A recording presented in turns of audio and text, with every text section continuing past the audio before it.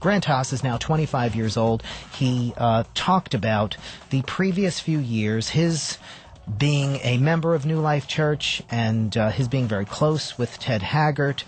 He talked about that with me last night on the telephone, and I'm going to talk to him now about that relationship. He also sent me a document where he wrote everything out, so I may go to that periodically and quote from it. We're going to spend the hour talking about this with him because, as I said, this is very important to go through, and it has not been discussed in the media. You think it's been discussed, but what we saw was a very narrow segment of this story.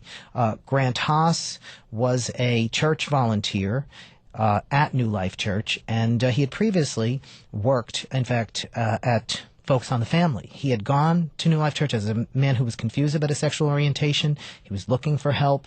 Ted Haggard reached out to him when he talked about his confusion over his sexual orientation.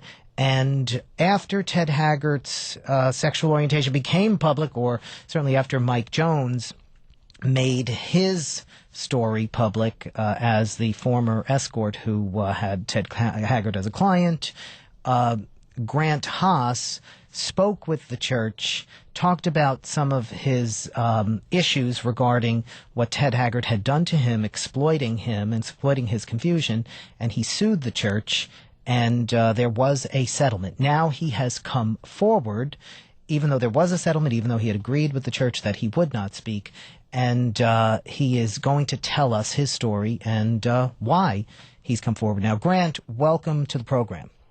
Thank you. Tell us, let's begin right there. Why are you coming forward now? You did sign an agreement with the church. They did give you a settlement after the lawsuit. Tell us why you decided to come forward now. A lot of it was just for my own personal sanity. I felt that I was pretty much having to hide who I was, hide the last 3 years of my life from my friends, my family, my relatives. And a lot of it, too, is that Ted was starting to make a big appearance back in Colorado Springs again. And I just don't believe that he is the right person to start a church, continue in ministry, and definitely be around, hate to say it, young teenage boys. You have also talked about others in the church who enabled him or might have actually been very much involved in the same activities with him. Are you also speaking out because you worry about those people and others still abusing and exploiting other young people? Yeah, I mean, it's definitely a topic I think that needs to be discussed. And since coming out, I've received lots and lots of emails from young men who've been in similar situations throughout the country. And I think it's definitely bigger than New Life Church. Tell us about how you came to New Life Church. You moved to Colorado Springs with your mother in 2005. You were kicked out of the Moody Bible Institute in Chicago for homosexual tendencies, as you put it. Tell us about that and where you went from there. I was pretty much, went to the dean of students at Moody, the top people in the administration, and told them that I was just really confused about my sexual orientation. You were very religious. You grew up in an evangelical household? Yeah, correct. I grew up in a Baptist home. My parents are still pretty religious to this day. I pretty much went to, the dean at Moody, and he told me that, if I was a man struggling with, sexual desires toward a woman, it would be different. But since it was, kind of the same-sex attraction type of deal, they really just couldn't handle it. They prefer that I withdraw or pretty much be kicked out. I was told I wouldn't be awarded my degree even if I did finish.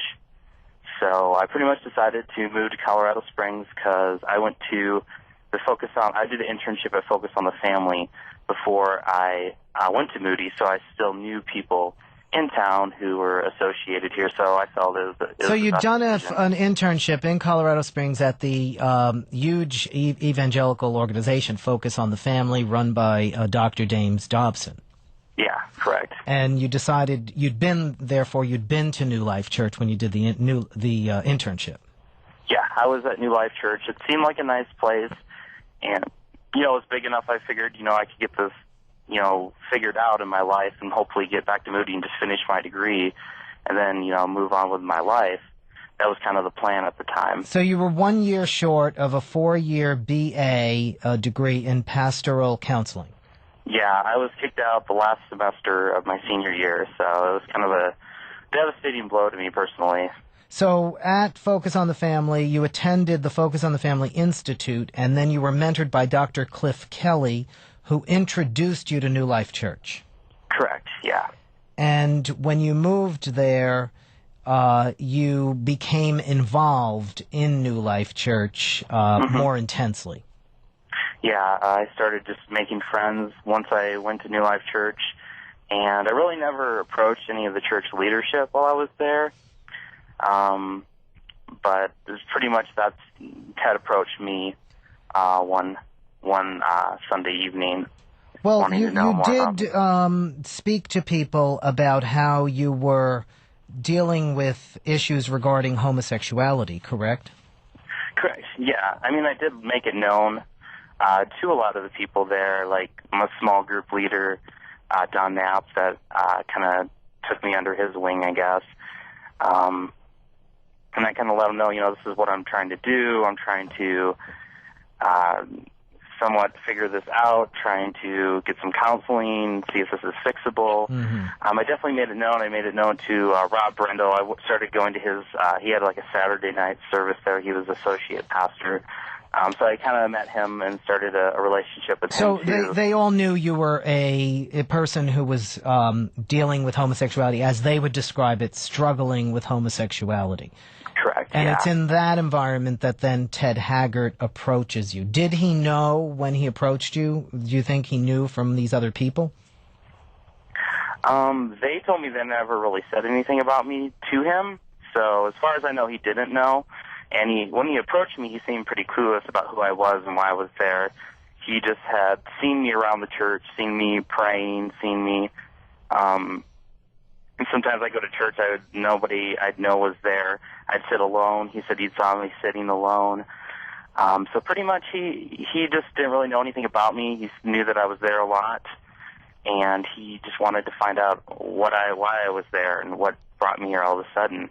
And you told him, and you say his eyes lit up when you told him you were struggling with homosexuality.